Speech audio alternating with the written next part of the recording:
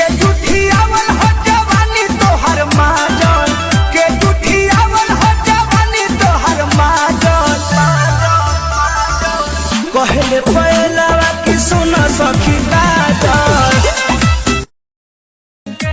लेबू का तू जाने घूमतारू हो पेहन कहीं खोल के बढ़ता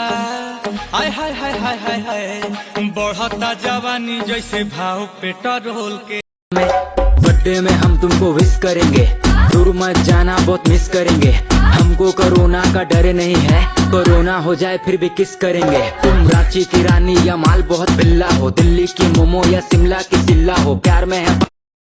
राते तू कोइला बरदिया पिया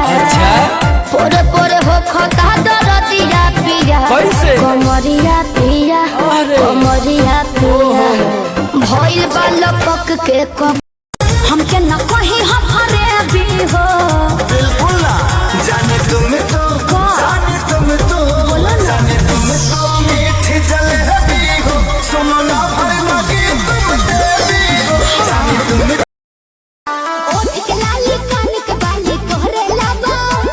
ई पाँव के पायल आँख के काजल तोहरे लाबा अरे जानू कही के दिलवा भइल बाबे कहबू लिखी तोहरो लीलार पर टांगल नहीं यार टांगल नहीं। अरे तुम ही लिख लो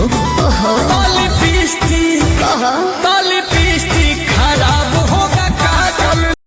मालवा ओरिजिनल तू देख लो ना लोगे कोनो ना गोमी बाबा तो कहीं होके दबा के दागी कर दी लेबे खातिर भीड़ बड़ी लागे तमाम आम आम अरे पागल ई पागल हाथ का चाह अरे पागल आम के बतावा तनी दाम